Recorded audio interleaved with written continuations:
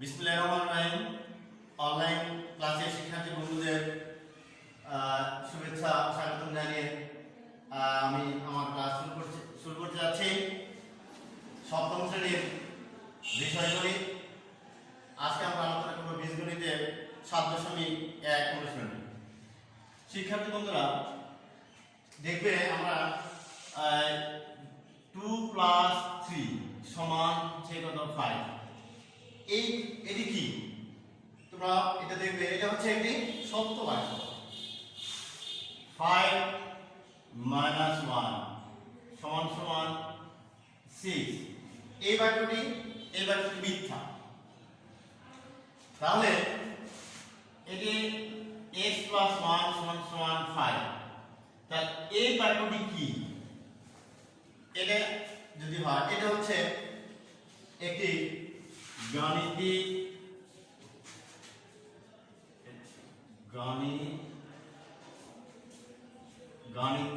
বাক্য। তাহলে শিক্ষার্থী বন্ধুরা এটা হচ্ছে গাণিতিক বাক্য। x + 1 = 4। এটি হচ্ছে একটি, এই বাক্যটি হচ্ছে একটি সমীকরণ। তাহলে চলো আজকে আমরা আলোচনা করব সরল সমীকরণ। আমরা সরল সমীকরণ তাহলে আজকে বীজগণিতের 7.1 এর সরল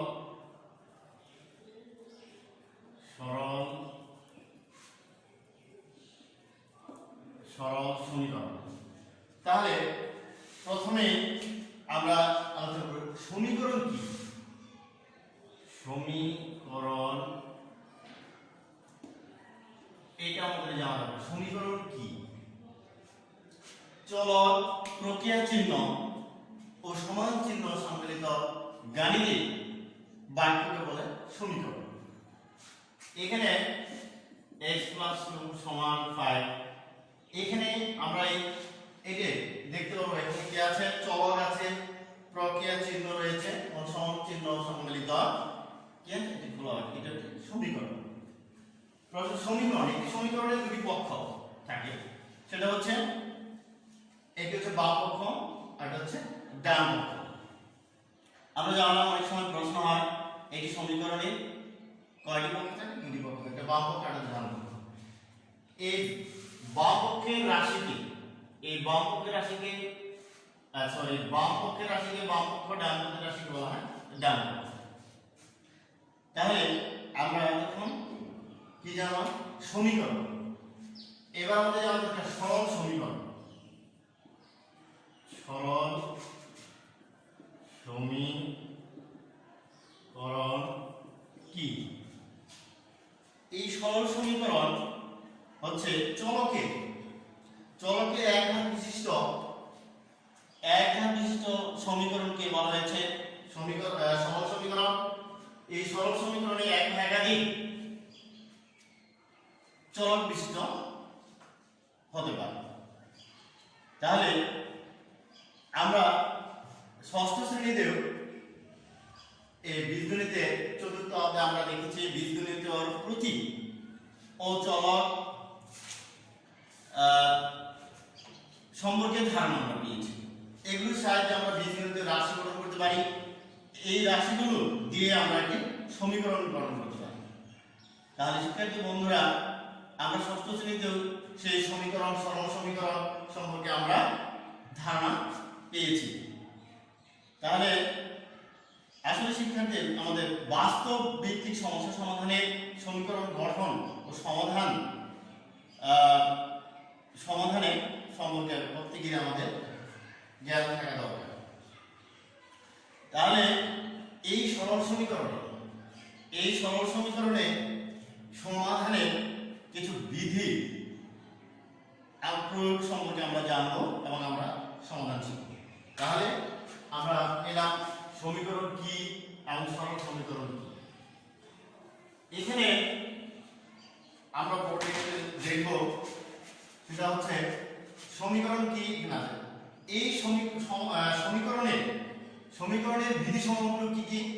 এখানে পক্ষান্তর বিধি আছে, বর্জন বিধি রয়েছে, গুণের বর্জন বিধি, আরোহণ বিধি, প্রতিসাম্য বিধি।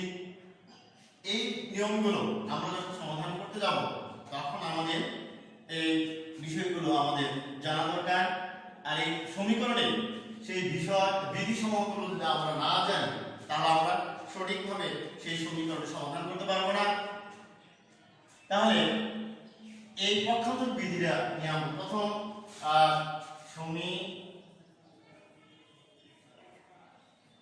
সমীকরণের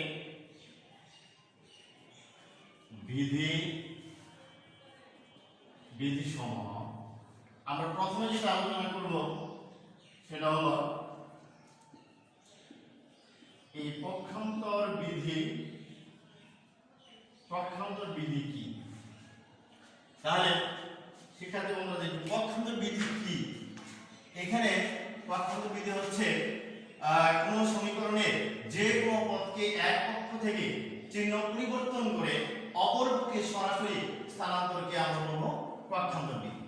আমরা পক্ষান্তর বিধি একটু দেখব। x + 3 সমান হচ্ছে 9। তা এটাই একটি সমীকরণ। এই সমীকরণকে আমরা যদি সেটাকে সমাধান করি তাহলে সমাধানের চল সবসময় বাম পাশে আমরা রাখবো। x সমান 9 - 3। এখানে প্রশ্ন হচ্ছে এই যে সমীকরণের যে বাম পাশে আছে 3, বাম পাশ থেকে যখন ডানে থেকে যখন বামে আসবে তখন চিহ্ন পরিবর্তন হবে। পার্শ্ব পরিবর্তন, স্থান পরিবর্তন হলে চিহ্ন পরিবর্তন হবে। এখানে 3 এর সাথে প্লাস আছে, সেটা বাম পাশ থেকে ডানে যাবে সেটা 3। তাহলে আমরা এখানে x সমান পেলাম 6। এটা হচ্ছে একটি পক্ষান্তর বিধি। অর্থাৎ এখানে এই সমীকরণের আবার মূল রয়েছে। সমীকরণের মূল কাকে বলে? এর একটা প্রশ্ন আসে হলো এখানে একটা সমীকরণের মূলের আগে আমরা বলবো সমাধান। সমাধান কাকে বলে? এই সমাধান সম্পর্কে আমাদের একটি ধারণা দরকার প্রয়োজন আছে। সেটা হলো একটি সমীকরণ থেকে বন্ধুরা দেখবে একটি সমীকরণ থেকে এই চলকটির মান বের করার যে প্রক্রিয়াটি সেটা হলো সমীকরণের সমাধান। এরপরে আমরা দেখব সমীকরণের মূল। এই প্রশ্নগুলো আমাদের অবশ্যই জানা কারণ হচ্ছে আমাদের পরীক্ষায় যে যখন আমাদের বহুনির্বাচনী বা জ্ঞানমূলক যখন প্রশ্ন হয়ে থাকে তখন অনেক সময় এই প্রশ্নগুলো বলা হয়ে থাকে সমাধান কি বা সমীকরণের মূল কাকে বলে বা কি। তাহলে সমীকরণ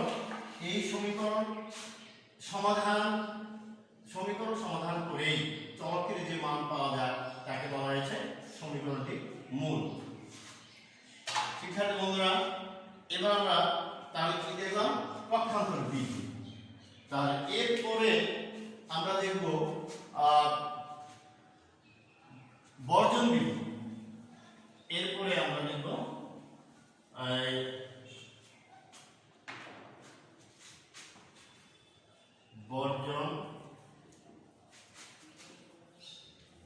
বর্জন বিধি। এই বর্জন বিধির ক্ষেত্রে একটি উদাহরণ 3 সমান a + 3। এখানে এই বর্জন বিধির ক্ষেত্রে আমরা দেখব উভয় পক্ষে আমরা -3 দ্বারা বিয়োগ করে পাই, তাহলে আমরা পাবো 2a সমান a। এইভাবে আমাদের এটা হলো যুগের বর্জন বিধি। এটা হচ্ছে যুগের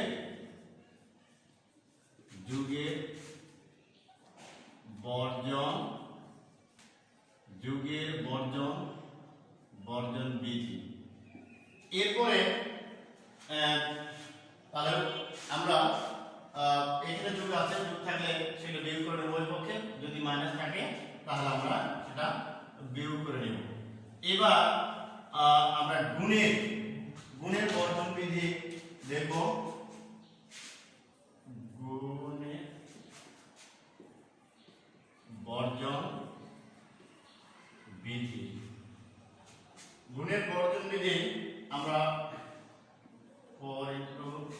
প্লাস 1 সমান 4x মাইনাস 2। এটি একটি সমাধান। তাহলে এখানে আমরা উভয় পক্ষে 4 দ্বারা ভাগ করে বা সাধারণ উৎপাদক যেটা সাধারণ উৎপাদক আমরা এই পুরো সমীকরণ উভয় পক্ষ থেকে সাধারণ উৎপাদক সরাসরি বর্জন করি।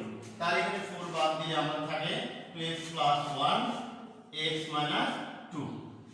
তাহলে এটা হচ্ছে আমাদের গুণের বর্জন বিধি। আমরা জানি যোগের বিপরীত হচ্ছে বিয়োগ আর গুণের সেই বিপরীত হচ্ছে ভাগ। আমরা উভয় পক্ষে 4 দ্বারা ভাগ করলে আমরা পাবো যেটা 2x প্লাস 1 সমান সমান x মাইনাস 2। এই হলো আমাদের গুণের বর্জন বিধি। এরপরে আমাদের যে জিনিসটা রাখে সেটা হলো আরোহণ বিধি। এটা অবশ্যই আমাদের ভালো করে বুঝতে হবে, তা না হলে আমরা সমাধান এবং শুদ্ধ পরীক্ষা আমরা করতে পারবো না। আরোহণ বিধি সেটা হলো এখানে একটি উদাহরণ দিয়ে আমি দেখাচ্ছি x/2 সমান 5/3। এটি একটি ভগ্নাংশে এখানে আমাদের আরোহণ বিধির যে সূত্রটা রয়েছে সেটা একটু খেয়াল করে আমরা সবাই মনোযোগ দিয়ে দেখব। বাম পাশে এই বাম পাশের লব ইনটু ডান পাশের হর সমান বাম পাশের হর ইনটু ডান পাশের লব কে এখানে বলা হয়েছে আরোহণ বিধি। তাহলে আমরা এই সমীকরণকে যদি সমাধান করি তাহলে আমরা সমীকরণের মূল বা সমীকরণের বীজ আমরা পাবো। সেটা হলো, তাহলে দেখো বাম পাশে এটা হচ্ছে লব, ডান পাশে হচ্ছে হর। তাহলে x ইনটু 3 এই বাম পাশে হর, ডান পাশে লব 2 ইনটু 5। তাহলে এখানে 3x সমান 10। এটা হলো আমাদের আরোহণ বিধি। গুণ আমরা দেখাচ্ছি, আমরা আমাদের প্রয়োগ দেখাচ্ছি, সেটা হলো আরোহণ বিধি। আচ্ছা, তাহলে এরপরে আমরা যাব যে আরোহণ বিধি আমরা সূত্র দেখলাম, আমরা একটা উদাহরণের মাধ্যমে আমরা সবাই বুঝতে পারছি। এবার আমাদের যেটা সেটা হলো প্রতিসাম্য বিধি আমাদের জানা দরকার। একটি সমীকরণ এর সমাধান করতে গিয়ে অবশ্যই আমাদের এই সমীকরণের যে বিধিসমূহগুলো রয়েছে ভালোভাবে আমাদের বুঝতে হবে, তা না হলে আমরা সমীকরণের সমাধান করতে পারবো না। তাহলে এবার আমরা আলোচনায় আসি প্রতিসাম্য বিধি। এই প্রতিসাম্য বিধি একটা উদাহরণ লিখে নিচ্ছে 2x প্লাস 1 5x মাইনাস 8। এখানে কিভাবে প্রতিসাম্য বিধি আমরা করব সেটা দেখাচ্ছে। তাহলে এই 5x সমান 8 2x প্লাস 1।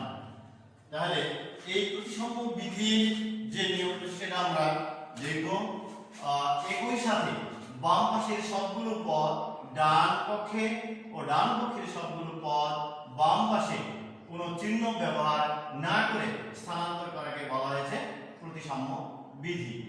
তাহলে আমরা এখন এই সমীকরণের সমাধান, পক্ষান্তর বিধি, বর্জন বিধি যেটা যোগের বর্জন বিধি, গুণের বর্জন বিধি, আরোহণ বিধি, প্রতিসাম্য বিধি সম্পর্কে, সমীকরণ কি, সরল সমীকরণ কি, এই সম্পর্কে মোটামুটি আমাদের একটি ধারণা হয়েছে। তাহলে চলো শিক্ষার্থী বন্ধুরা, আমরা এখন একটু সমাধান করতে যাব। সমাধান করতে গিয়ে আমাদের যে সমীকরণের যে বিধি সমূহ রয়েছে সবগুলো প্রয়োগ হবে। আমরা দেখি, এবার আমরা সমাধান করি। তাহলে 4x plus 1 2x plus 7 2x plus 7। এখানে এই আগে বলা হয়েছে যে সমাধান অর্থাৎ একটি সমীকরণের যে দুটি পক্ষ থাকে সেটা হচ্ছে একটা বাম পক্ষ আর হচ্ছে ডান পক্ষ। তাহলে এখানে 4x 2x আছে কোথায়? ডান দিকে থেকে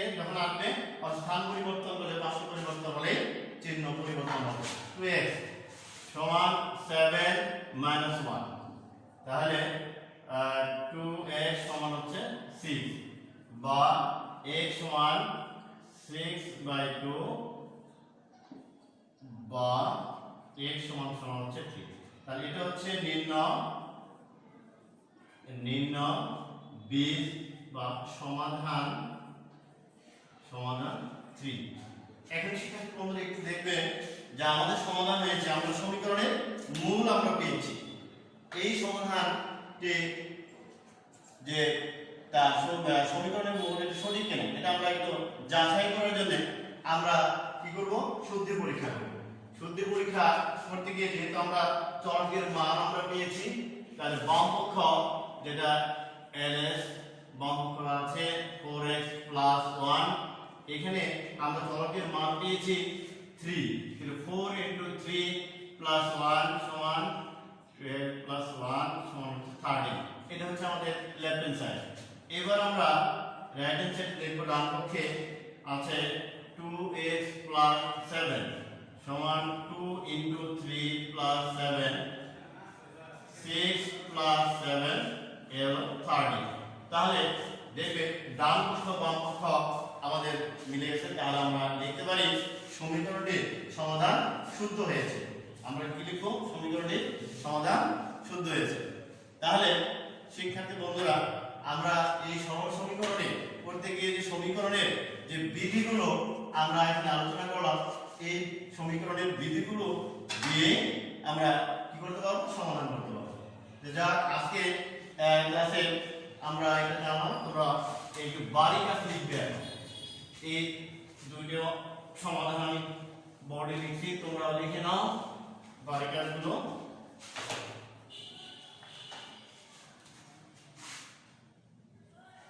টু এক্স প্লাস 1